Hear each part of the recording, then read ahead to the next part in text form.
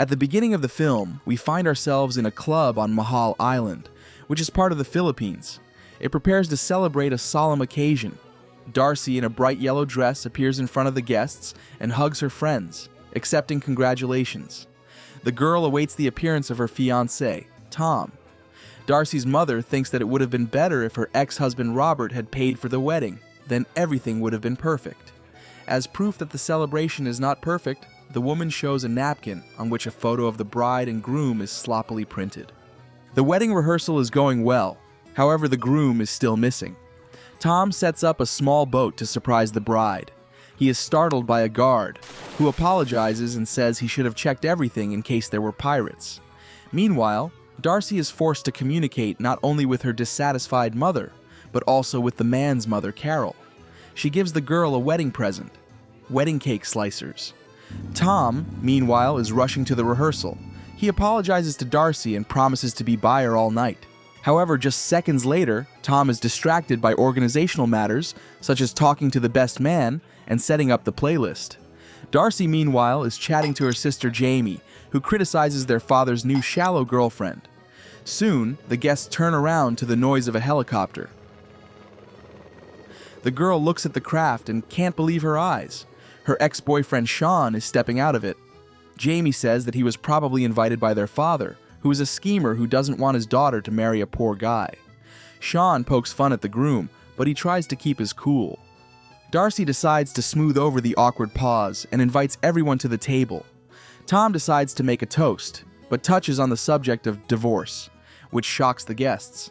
Sean's speech is much more successful, praising Darcy and mentioning in passing that they were once engaged. In the evening, Tom prepares the wedding jewelry. Darcy seduces her future husband and goes to bed with him. Suddenly, Tom asks why his fiancée broke off her engagement to Sean. Darcy gets up and tells him that since starting the engagement with her father, the guy has changed and become worse.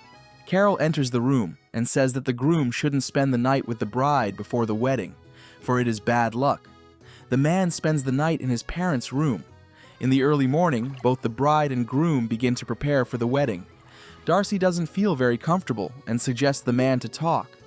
Meanwhile, the guests gather on the beach, unaware that armed pirates have just landed on the island.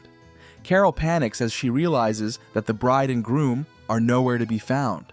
They are meanwhile chatting in a secluded gazebo. Darcy doesn't like that the wedding has made the man somehow different, and reminds him that she was generally unfazed by the traditional celebration. Tom says that Carol wouldn't have forgiven him for a private wedding with no guests. Darcy is angry and says that now, because of her mother-in-law's whim, she must now stand in her puffy dress with a ton of hairspray on her head, even though she is well past her 20s for such outfits. A violent quarrel erupts between the lovers, during which Darcy removes the ring and hurls it at the man. Meanwhile, the guests begin to be attacked by pirates. Armed criminals surround people and neutralize those who try to escape from them.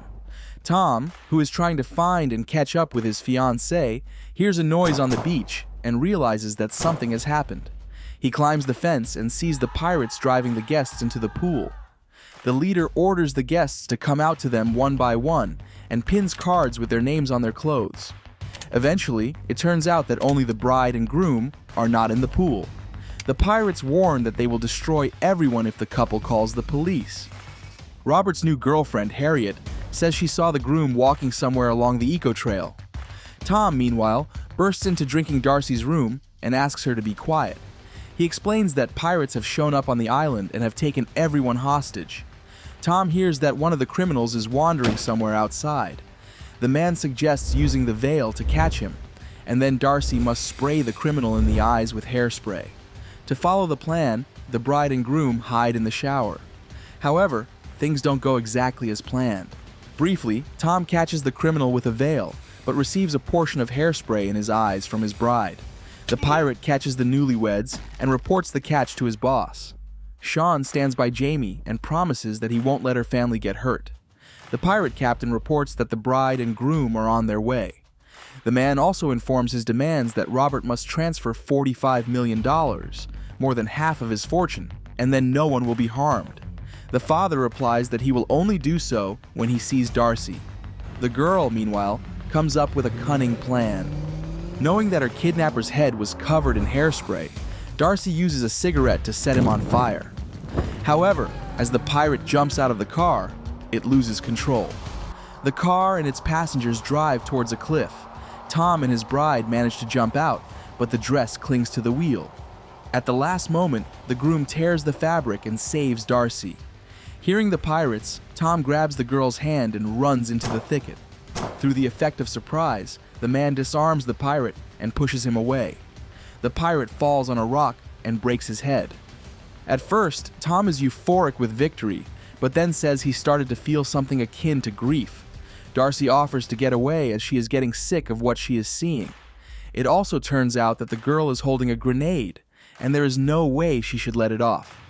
Darcy suggests using the phone hidden under her dress to call for help. Meanwhile, Robert repeats his demands to the pirates, as he won't transfer the money until he sees his daughter alive.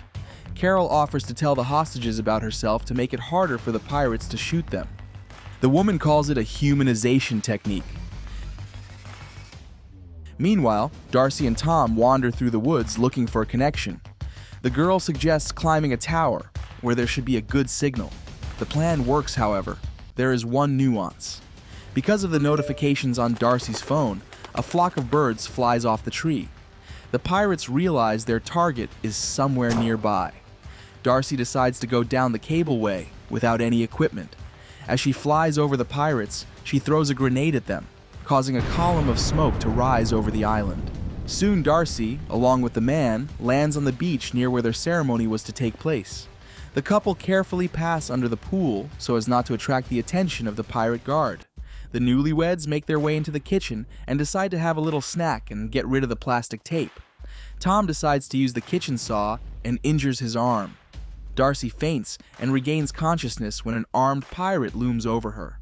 The girl thinks Tom has abandoned her, but the man is actually attacking the criminal. Eventually, they manage to neutralize them. The couple runs to the manager's room, where they try to find a connection.